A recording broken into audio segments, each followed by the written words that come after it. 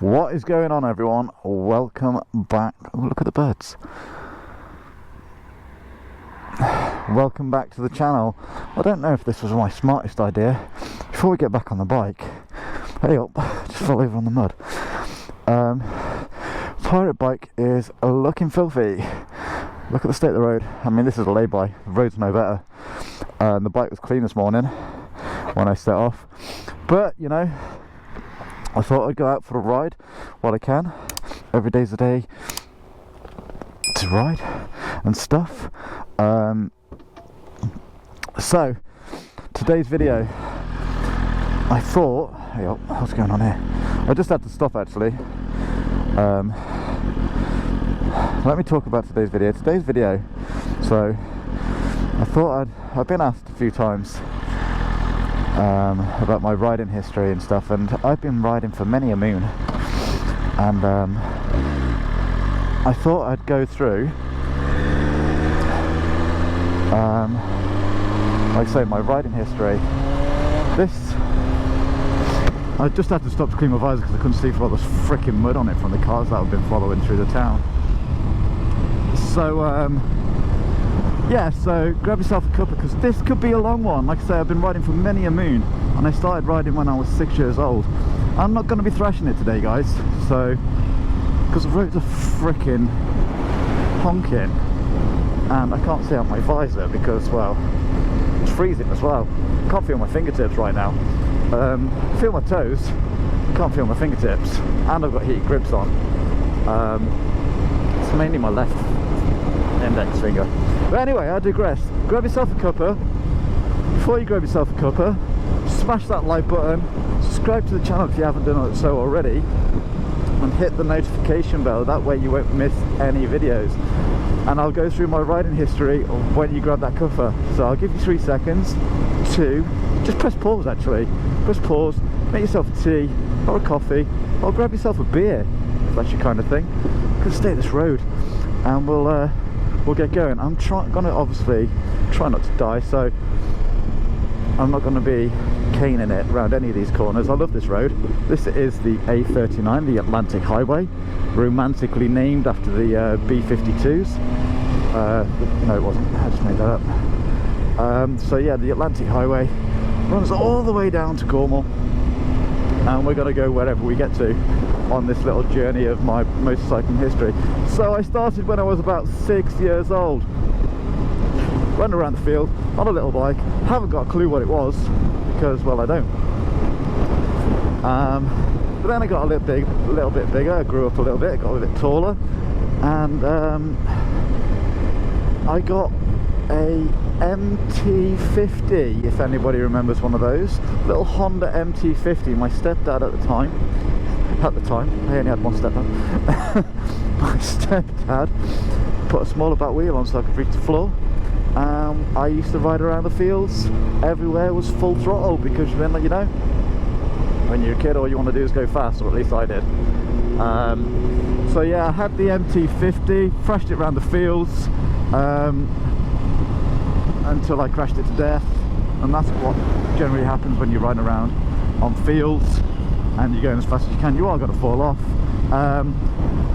Health and safety, I did not wear any of the gear because, well, we were hard back then. When we were kids, we were hard back then, weren't we? Back in those days. Used to eat worms, eat coal, crash motorbikes, didn't wear any riding gear. But yeah, anyway, onwards with this tale. So I'm going to dig out pictures if I can. I haven't got pictures of all the bikes that I've ever owned, like when I was little. Yeah, I'm going to dig out some pictures, post them on and feed them in. After the MT50, we had a DT50, and we'd moved house by this point, and we had access to like a band. Well, we didn't have access. I wasn't given permission to ride in this abandoned clayworks, but we did anyway. Me and my mates, we used to race around, getting the old DT50 sideways in the mud, blah de blah de blah, crashing it to bits, riding through the woods. Again, no gear because we had no fear. After the DT, I mean, we did have Honda C90s as well. We used to take all the plastics off, race them around the fields as well. But they weren't mine, they were some of my mates' bikes. So after the DT, I progressed to a Kawasaki Kx80 with the big wheels, because I was a big boy then. And again, this is when I first bought a motorcycle helmet. So, and yeah, the Kx80, anybody's ever rode a two-stroke motocrosser, they will know they're pretty handy. Lightweight, loads of power when you're in the power band, but and loads of fun. And we used to go again down the abandoned clay works and jump and race each other, and generally having fun walking the bikes to the petrol stations, because I was walking, well, we'd ride through the fields actually, walk when we got to the pavements, so we'd ride across the fields, walk them to the petrol stations, fill them up at the petrol stations, walk them back to the field, and then carry on. Welcome to Cornwall, everyone. And then we'd carry on racing until we well, until it was dark. I mean, I made myself ill because I riding bikes at that age, not in a bad way, but how can you be ill in a good way? But what I mean is, we would I would get home from school, get my bike, and just go out riding and come home and go to bed. And basically I didn't eat any food. I didn't need food, I was getting fed loads of adrenaline, and but it's not an ideal way, because I started to feel a bit sick all the time and stuff. But basically my body was saying, feed me, monkey, you little cheeky monkey. So I did, and yeah, the illness went, and I realised I was basically starving to death, because all I was doing was riding motorbikes when I should be eating at least my dinner. So after the Kx80, I had some kind of like dabble first up with a road bike. It was a Suzuki ER80, I think it was. I can't remember. I was trying to find one on the internet the other day, a picture of it, and all I could find was the Suzuki TS80, which is like a trials bike, but mine was more like a road bike version. And well, I killed that bike. Again, I used to get home from school, get on the bike, and I just ride it around everywhere, filling it up. And because I'd been so used to pre-mixing my two-stroke oil on the DT, because we basically took the oil tank off it, the two-stroke oil tank, and we used to just pre-mix. And same with the Kx80, it was all pre-mixed two-stroke. I forgot to fill up the two-stroke oil bottle under the seat of the Suzuki and burnt a hole in the piston, and basically had to walk home pushing my bike, which basically was a write-off, because, well, yeah, got rid of it. And then that is when I had my little dabble into racing, road racing. So I got all the gear this time, so helmet, boots, gloves, leathers, got my racing license, and got my little orange novice jacket, and off we went to Mallory Park. And my mum had basically, she gave me some money, and we managed to get hold of a Yamaha RD250E two-stroke, which we made into a race bike. Well, it was already kitted out to be a race bike, because we bought it off somebody who used to race it. So here's me, 17 years old. Biggest bike I'd ever rode was an 80cc bike on the road. Biggest bike I'd ever rode anyway was an 80cc bike. And there's me rocking up at Mallory Park on a 250cc bike with absolutely no idea what I was doing. Safe to say, I ended up binning it several times, and I jokingly, or rumours have it, that I had I had the most amount of crashes in one day, in one Wednesday afternoon, the most amount of crashes. But you know, it didn't put me off, and I bounced. I was covered in bruises the next day, so I bounced back from it, because you do when you're a kid, don't you? You just bounce back from everything every time you fall. I had my hands were bruised, and I couldn't close my fists for a few days because of all the bruises on the back of my hands. Yeah, I couldn't close my fists because of the bruises on the back of my hands, and I had a hole in my elbow where sliding along the tarmac had burnt a hole through my leathers. I still got that scar today. But yeah, anyway, much racing was done on the RD250, but I wasn't very competitive because it wasn't really fast. So we got a 400cc, so we got the RD400E engine that was tuned. We slotted that straight into the chassis because it fit, because it was pretty much the same engine. I think it was just the barrel and pistons and top end that was different. On a side note, look at the muddy roads. This is the only problem with riding bikes in Devon in the winter. And I'm on a race bike with lights and pretty much slick tyres. But hey ho, so yeah, we got the RD400 engine in there. The bike was a lot more competitive, but I was racing against, in my class, I was racing in the early stocks championship, which was for bikes with twin shocks. I mean, I can't remember all the details because, well, I was just a kid and I just did the racing. I just turned up and went as fast as I could and fell off a few times. And yeah, so the RD was a lot more the 400 engine was a lot more competitive, but I was racing against 1300 Suzukis, and I didn't have the speed, didn't have a clue what I was doing. If somebody had told me back then about counter steering, it would have been so much better and had so less bruises. But anyway, so I remember, so yeah, I went to Cadwell Park as well, and please thank God, I didn't think she was going to look. Went to Cadwell Park, raced at Cadwell Park, raced at Darley-Moor, but one of my biggest crashes was at Mallory Park, and I lost the front end going into Gerrard's. I don't think many people crash in going into Gerrard's, but I lost the front end, and if anybody knows how fast you're going, you're basically full chat as you go into Gerrard's. Yeah, I lost the front, and I went sliding along for a while, the bike went sliding along for a while, the ambulance was called out, got out, and I was fine, the bike was fine, and we just cleaned the mud off it and we were good to go in the next race. So what I did notice though is that there was a lot of Suzuki X7s, I can't remember what the designation is, Suzuki XS is it? Or the Suzuki X7 anyway, and they were pretty fast. They were tuned to the max, and I got one of those, but my engine was nowhere near as fast as the rest. And anyway, I've put some pictures up of all these bikes, and you would have seen as many as the ones. And so I sort of lost a little bit of enthusiasm and motivation, because I was trying my best. I didn't really have the money to be competitive, and my ambition outweighed my talent, to quote Casey Stoner. Yeah, my ambition outweighed my talent permanently.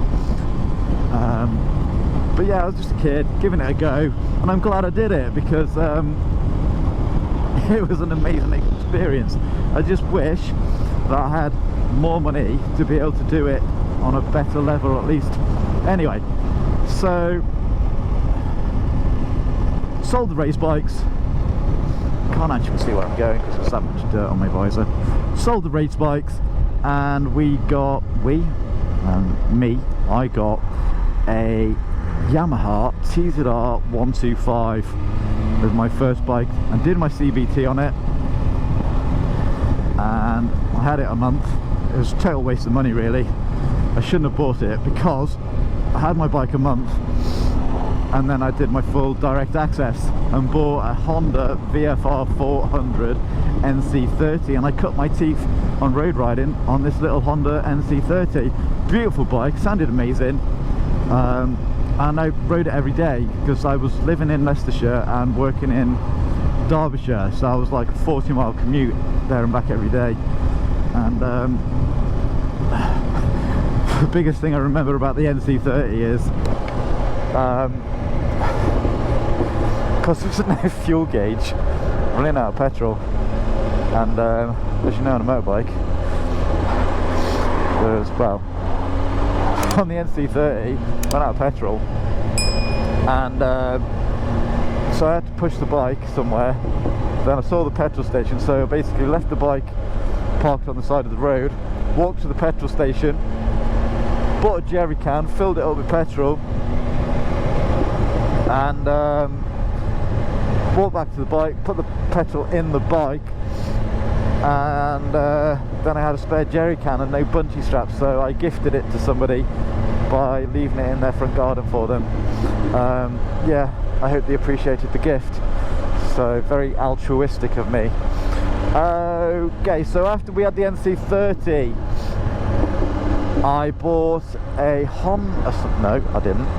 I bought a Yamaha, so a Yamaha YZF R1, a 2001 version. It was, I think it was 2001. The X-Reg anyway. It was the red, white and black one, and it was a beautiful bike.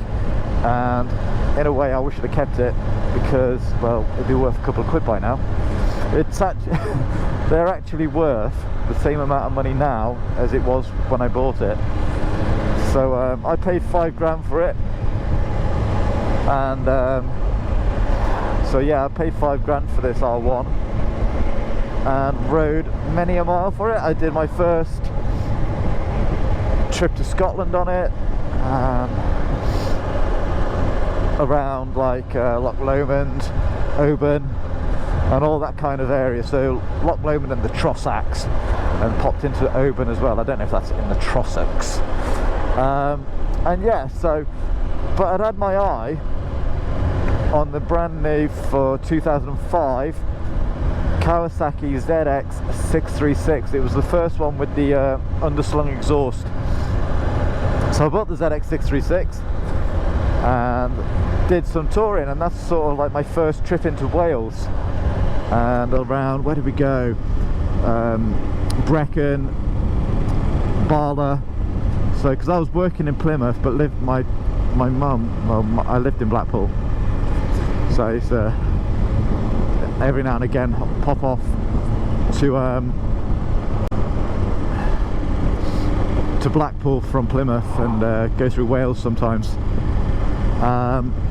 Then after the ZX 636, I got the ZX 600, again the underslung exhaust one, and it was a little bit skinnier, a little bit narrower, it was a little bit thinner, it was a little bit faster as well, despite the lack of 36 cc's less.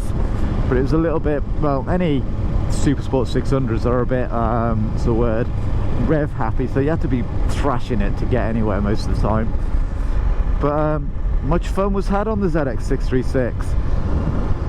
And then one day, and this is where I fell to the dark side, because I never ever thought I would ever own a BMW motorcycle. Oh, hello. So I never ever thought I'd own a BMW motorcycle. But then one day, I was in Lynmouth. We went there the other day, you and I together. Yeah, I was in Lynmouth. Let me just check. Are you clean? Oh, you filthy little camera. Yeah, we went to Lynmouth, and I saw this bike, black silhouette, really sporty looking, really aggressively sporty looking. I was like, ooh, I'll have one of those. What is it? I like that. And it was the first gen BMW S1000RR. It was in Thunder Metallic Grey, for all intents and purposes, for you and I, black, or an off kind of black. And so I made a phone call to my local BMW dealership and booked me a test ride, and that's where my journey into owning BMW motorcycles began. 2011, first gen S1000RR, and I had that and loved that bike. And I didn't buy it because of the power. I mean, obviously BMW changed changed the standards, reset the freaking standards when it came to sports bikes when they built that bike. But I didn't buy it, I bought it because I mean, if it was a 600 I would have bought it, because I just loved the way it looked. A lot of people don't like the squinty eye, the asymmetricalness of it, but it was a beautiful bike, and yeah, I loved it. However, I did prefer Troy Corsa's race bike colour scheme, but the motorsports version of the RR at the time wasn't like Troy Corsa's race bike colour scheme, but the 2013 version was. And so when that came out, don't kill me, don't pull out. When the 2013 version came out, they released that, I traded the 11 plate Thunder Metallic Grey, traded that in, and got me the 2013 motorsports colours. And you can dare say that's why I like, that is probably, apart from this one now, out of the other one, I mean, that paint scheme, I love that Troy Corsa paint scheme. And again, did loads of tours on that, Wales several times with my mates. Where else did we go? Trips down to Cornwall and stuff like that. And did where else? Yeah, loads of Wales trips, loads of trips around Devon and Cornwall. And then I got the 2015 version. So they changed the front end, they swapped the light wonkiness over. It was a little bit more square rather than rounded. And I did so much more on the 2015 bike. Again, Wales several times. I did the Yorkshire Dales, did the Lake District. I did I went to John O'Groats on it. So John O'Groats, Ellendon Castle, Loch Lomond and all that on it. I also went to Switzerland, did some Black Forest discs on it, and I also threw it down the road unceremoniously at about 15 miles an hour, which cost me about £1,000 to repair. So yeah, the 2015 bike, loved it, sounded amazing with the Austin Racing end can on it. But then I decided I wanted to train to be a motorcycle instructor, and I thought the S1000RR would have been totally inappropriate, because the idea was that I was gonna set up my own business. Well, I love these corners, but I'm gonna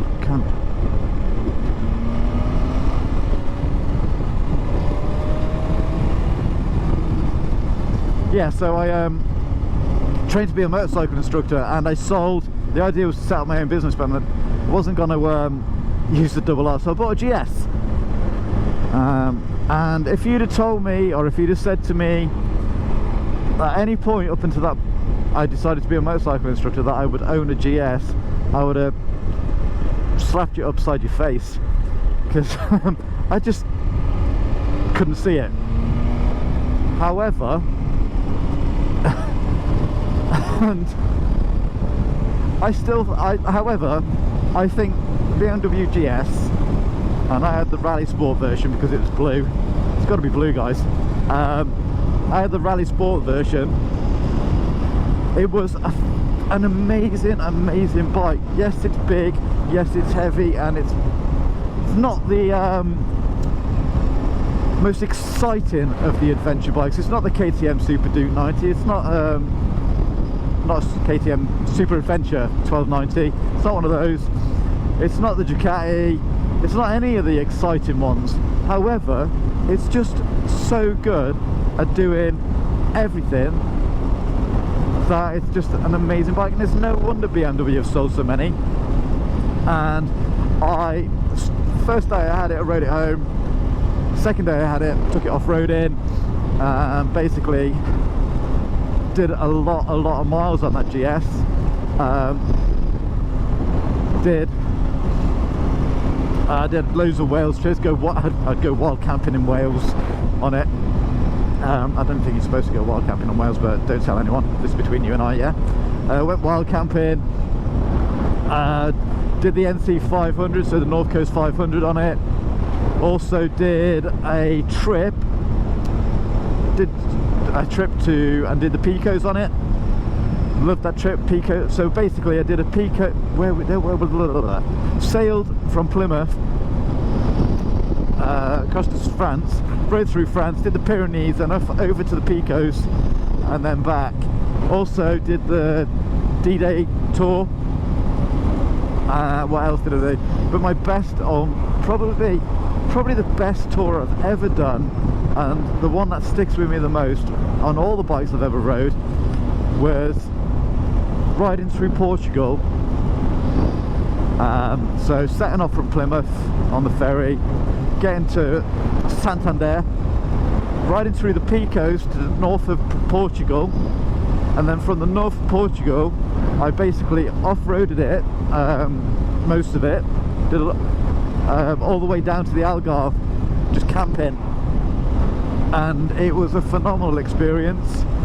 Lots of people have watched the videos of the Portugal trip. A lot of people have told me that I was on completely the wrong bike for the trip, and in hindsight, yes, I probably was. I was by myself on a GS, off-roading with really no experience, no skills. Again, comes back to my ambition outweighing my talent. But you know what, guys?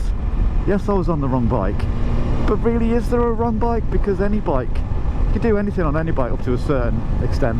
I mean, for Christ's sake, Bruce Smart, Teapot 1, we had chicks around the world, and he was off-roading. He had no choice in places.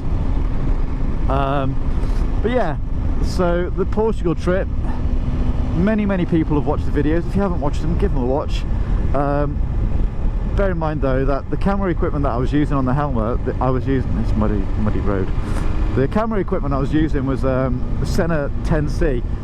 No stabilization, no electronic stabilization, so the footage in places is a little bit shaky, and I've had a few negative comments from people saying, oh, it makes me dizzy watching it.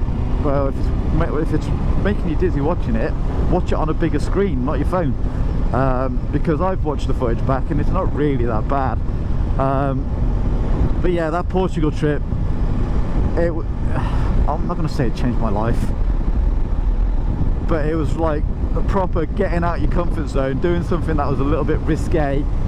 Like I say, I was in the middle of Portugal off-roading. There was times that I didn't see people for hours, and when I saw another car or another human, it was like a shock to the system. But yeah, so after the GS,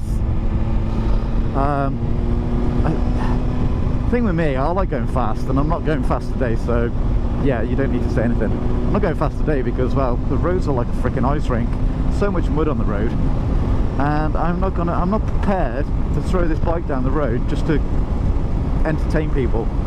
So after the GS, I bought a BMW S1000R because, well, I had a deposit on one of these. I've said it before.